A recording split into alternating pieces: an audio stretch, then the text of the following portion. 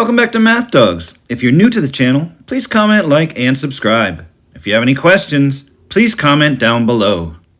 Problem number 1 says, what is 40% of 30? At Math Dogs, we like to translate these words to an equation and solve the equation in order to answer the question. And there's a few simple rules that we look for and follow. First, we look for the word is. That's going to be the equal sign. Then we look for the word of, and that's going to indicate multiplication. And then we look for the word what, and that's going to indicate our variable, and we usually use the variable letter x. So first I'm going to look for the word is. That's going to set up my equal sign. On the left side of my equal sign I have the word what. So that's going to be my variable x. Then I have 40% of 30. So I'm going to take 40% and I'm going to write that as a decimal, which is 0.40.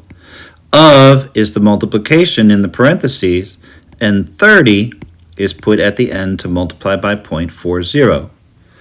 Since it's already solved for x in the equation, all I have to do is punch 0.40 times 30 in a calculator. 0.40 times 30 is 12, and I find that x equals 12. So that means what is 40% of 30? 12 is 40% of 30.